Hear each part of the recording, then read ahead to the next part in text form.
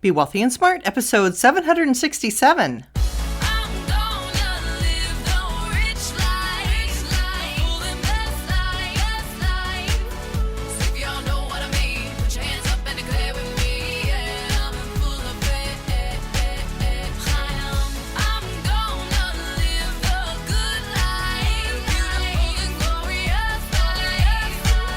Step into a world of wealth and financial freedom without budgets, boredom, or bosses on Be Wealthy and Smart. And now, here's your host, Linda P. Jones. Welcome to Be Wealthy and Smart. I'm Linda P. Jones, America's Wealth Mentor, empowering women and men worldwide to financial freedom. On today's show, we're going to talk about how to live to age 105. Well, it's not every day that we talk about health on this show, but health is part of wealth. And I have wanted to do a show about health and longevity because there are some things about finance and work that really factor into living a longer life. And there are some views I have that I haven't been able to share with you yet. In this article that I'm going to share with you about a Japanese doctor who lived to be 105 and shared with us his things that he did that helped him live a long life, are going to help me share some of my views with you. So this article comes to us from CNBC, and it was written by Tom Papamoros. And it says, Dr. Shigaki Hinahara had an extraordinary life for many reasons. For starters, the Japanese physician and longevity expert lived until the age of 105. When he died in 2017, Hinahara was Chairman Emeritus of St. Luke's International University and Honorary President of St. Luke's International Hospital, both in Tokyo. Perhaps best known for his book, Living Long, Living Good, Hinahara offered advice that helped make Japan the world leader in longevity. Some were fairly intuitive points, while others were less obvious. So here's the first one, and it might surprise you. It says, don't retire, but if you must, do so a lot later than age 65. The average retirement age, at least in the U.S., has always hovered at around 65. And in recent years, many have embraced the FIRE movement, Financial Independence Retire Early, which, by the way, my last podcast was about. But Hinahara viewed things differently. There is no need to ever retire, but if one must, it should be a lot later than 65, he said in a 2009 interview with the Japan Times. The current retirement age was set at 65 half a century ago, when the average life expectancy in Japan was 68 years, and only 125 Japanese were over 100 years old. Today, he explained, people are living a lot longer. The life expectancy for U.S. in 2020, for example, is 78.93 years, a 0.08% increase from 2019. Therefore, we should be retiring much later in life, too. Hinahara certainly practiced what he preached. Until a few months before his death, he continued to treat patients, keep an appointment book with space for 5 more years, and worked up to 18 hours a day. All right, so I want to pause here and say, although my last podcast did mention the FIRE movement, I am generally in the camp of continuing to work later in life. And the reason is I've been fortunate enough to be able to be retired from the corporate world. And what I can tell you about retirement is that it's not as great as people think it is. You think that you're going to be living on vacation for the rest of your life. But the reality is most people are very bored. Within a couple weeks of retirement, they're bored, they're lonely, they're depressed. They're not finding it to be what they thought it was going to be.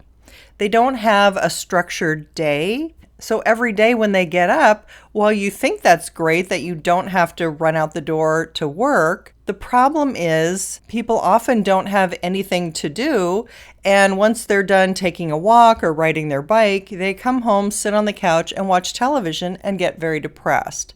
And often their health starts to go downhill. That happens to many people who retire from Boeing, where I'm from in Seattle. That was the big employer, and typically people would retire and die within 2 to 3 years after retirement.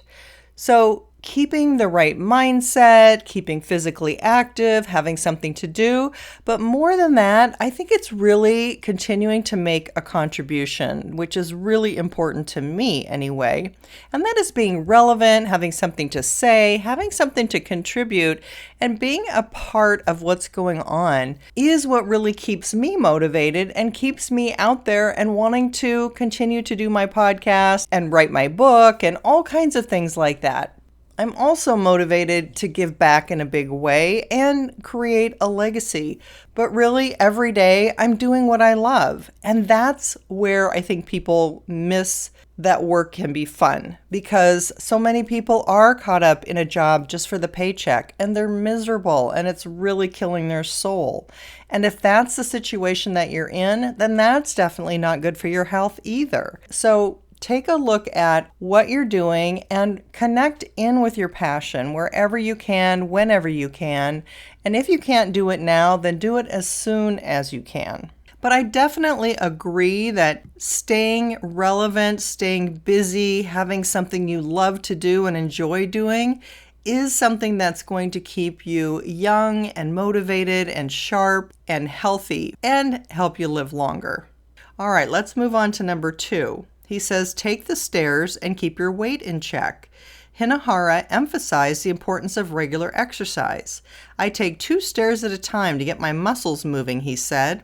Additionally, Hinahara carried his own packages and luggage and gave 150 lectures a year, usually speaking for 60 to 90 minutes, all done standing, he said, to stay strong. He also pointed out that people who live an extremely long life have a commonality. They aren't overweight.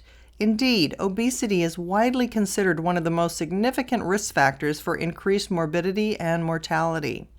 Hinahara's diet was Spartan. For breakfast, I drink coffee, a glass of milk, and some orange juice with a tablespoon of olive oil in it. Studies have found that olive oil offers numerous health benefits, such as keeping your arteries clean and lowering heart disease risk. Lunch is milk and a few cookies, or nothing when I am too busy to eat, he continued. I never get hungry because I focus on my work.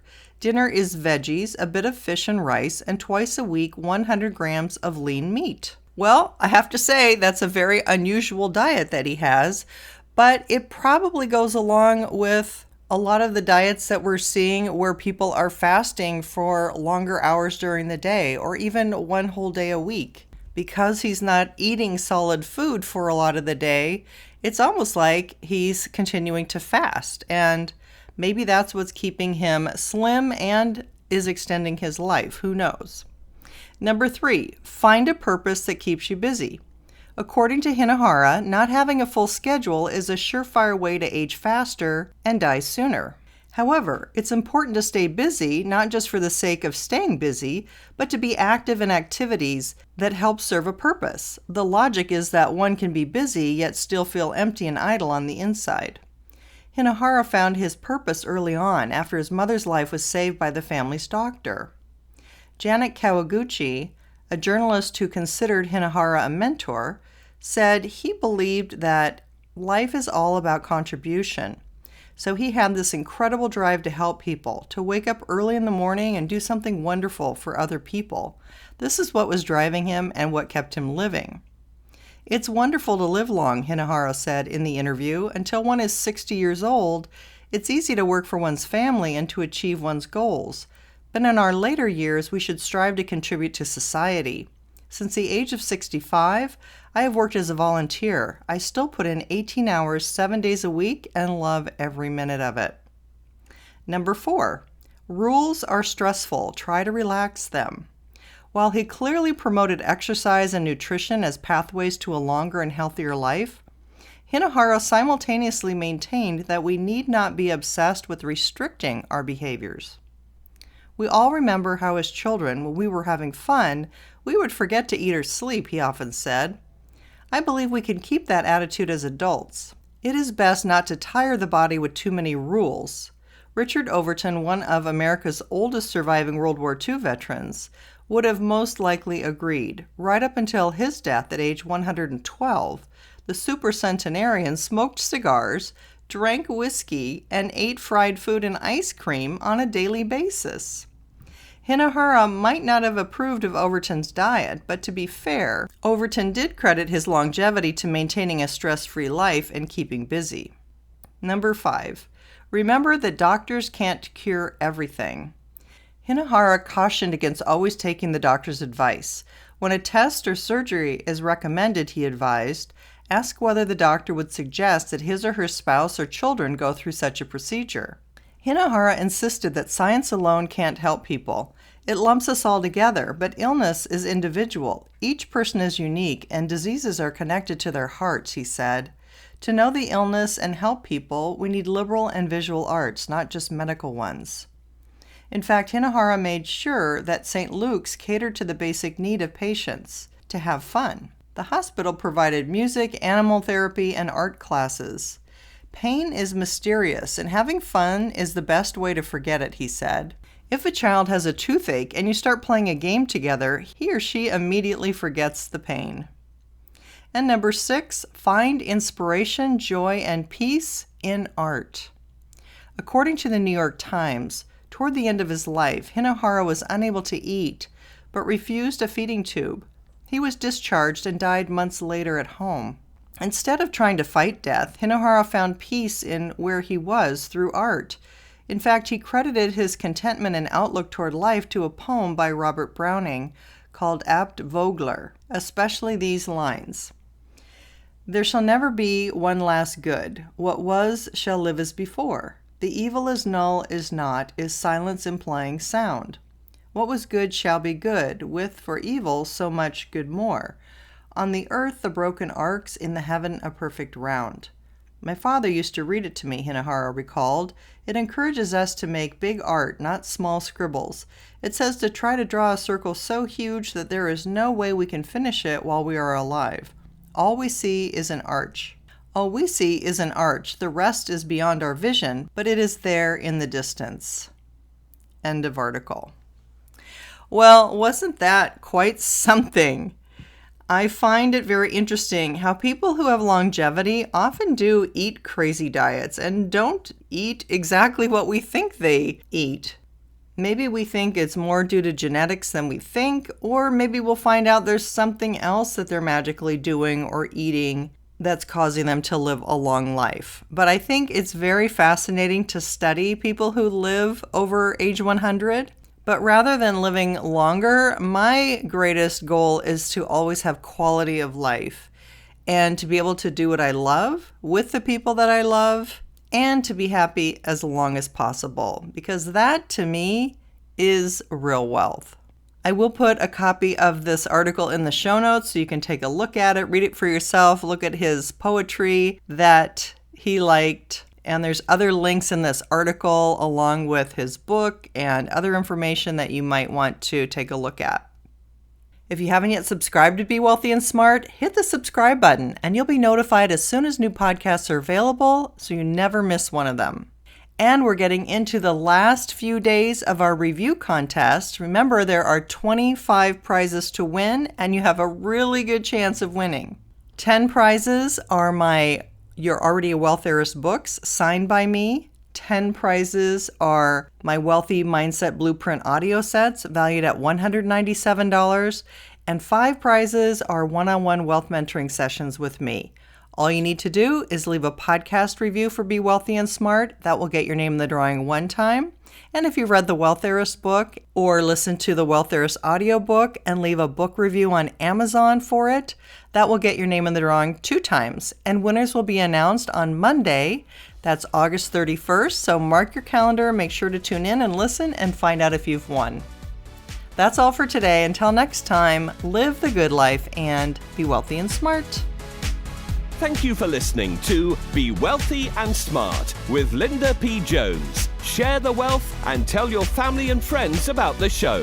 Check out our website, blog, and social media for more riches at www.bewealthyandsmart.com.